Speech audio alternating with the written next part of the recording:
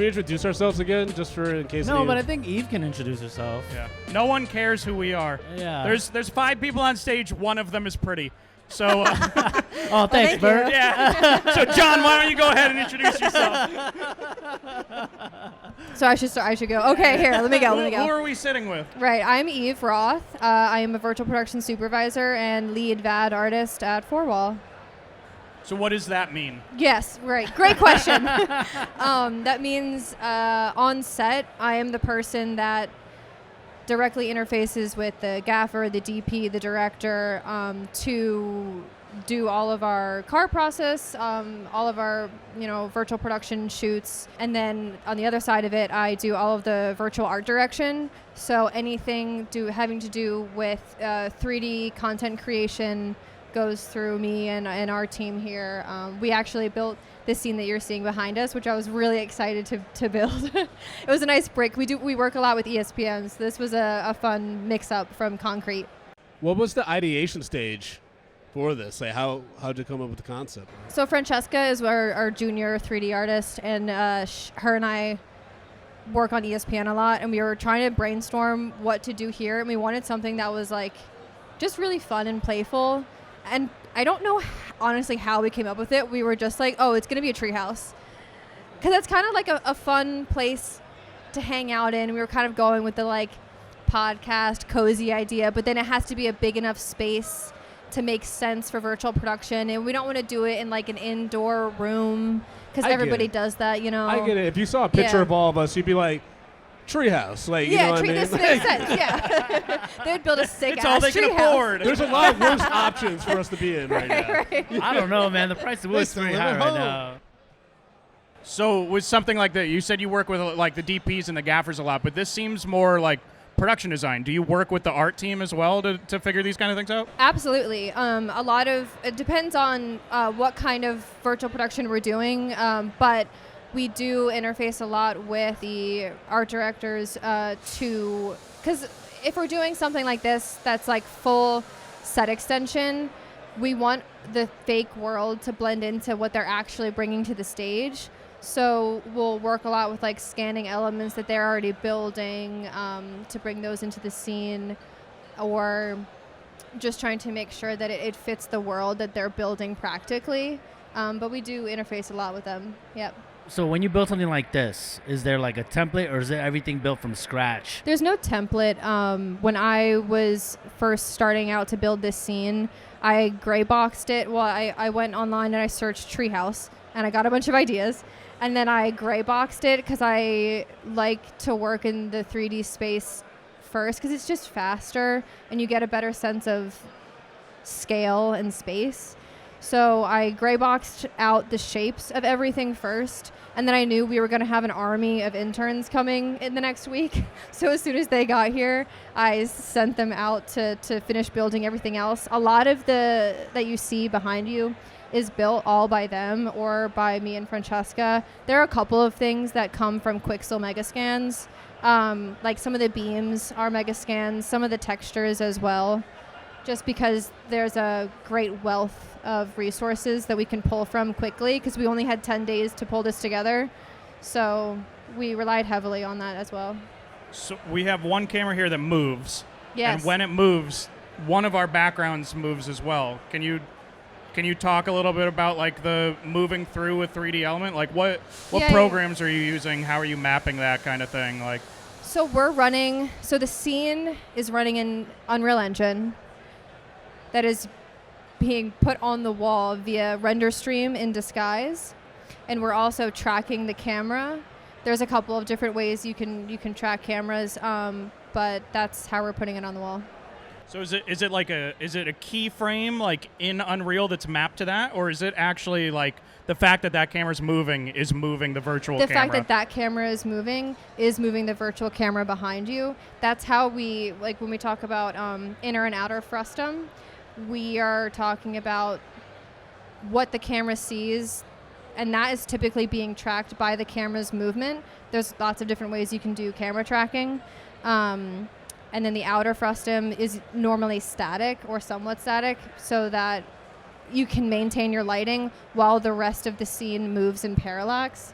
so not like the whole world doesn't start to like shift around you. That's cool. So aside, when you're not building a treehouse for us or working on stuff for ESPN, I know you also got to do something really cool with ASAP Rocky. Yeah. Can you talk us through that project? Like, what was the process like for you from the like building stage, like coming up with the concepts for that, and what was it like executing that and seeing that final product?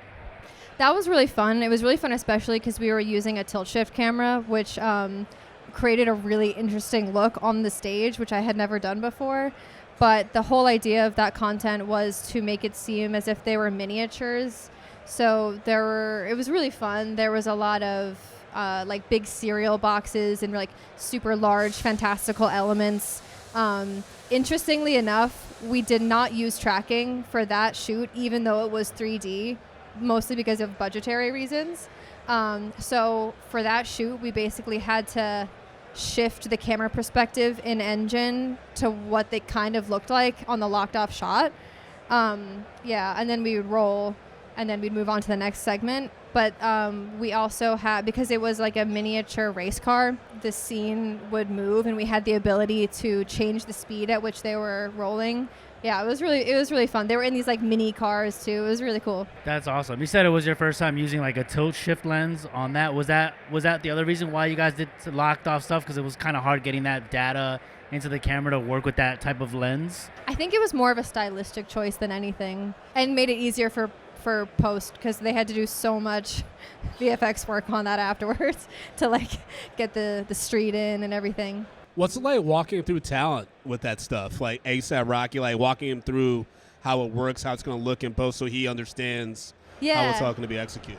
He was really cool about it. He was really interested in what we were doing. He'd ask us a lot of questions. Like he would overhear me talking to the AD about, or not the AD, the art director about how we would set up a shot, and I'd say some term, and he'd be like, "So like you said this, like what does that mean?"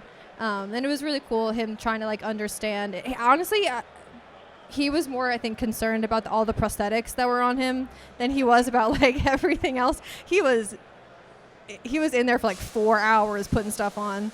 He had a whole plastic face on. Yeah. That's kind of his whole thing, though. I feel like he's always shape-shifting in his videos. He's really open to all these really cool ideas, which I'm sure made it fun for you in like the previs process too, right? Yeah.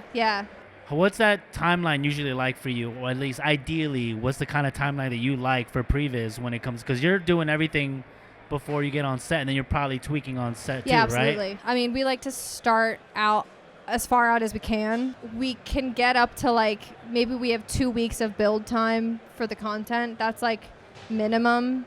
So then backing up from that, maybe there's like a week of previs, and then leading up into shoot. And then, we typically end up tweaking the content live just to make sure that everything blends in together, especially once you get like all of your lighting on set. We want to make sure that everything feels like it's in the same space. Oh, yeah. So you have interns, you're teaching them how this stuff works. Yeah. If there are other young people that are interested in like working on a volume, like what should they be doing to kind of learn this stuff? Should they be interning? Like what kind of stuff should they be? Because you can't really go to film school for this stuff yet, I'm assuming. Like this is all kind of new technology. Actually, most of the interns that we have right now actually are graduates of a virtual production program, which is, I think, the first of its kind, or one of the first of its kind. My brother is actually an intern as well, and his school had one class for virtual production, so I think it's popping up a lot more now. It certainly was not a thing when I graduated or when I was in school, and I think it depends what you're interested in.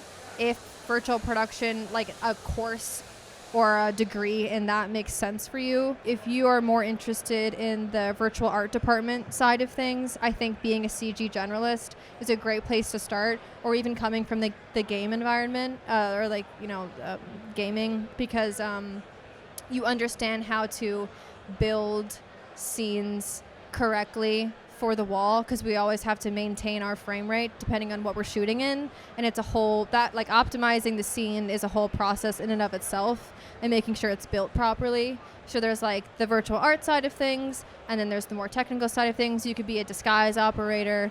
There's a lot of different paths you can go down. Well, Eve, thanks so much for coming up here and chatting with us. One last question for you. One last question. One last question, because I thought John might ask it. Oh, but since you did work with ASAP Rocky, did you get to meet Rihanna? No. All right. Yeah, I know.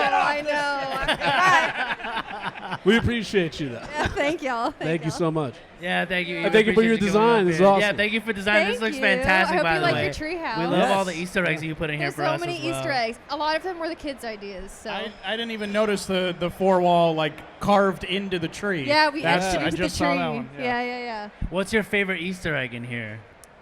Oh boy. Honestly, it's the bird. Oh, okay. We have a I saw it. Which I still haven't seen yet. I heard you talking shit about that bird 10 minutes ago. I don't know.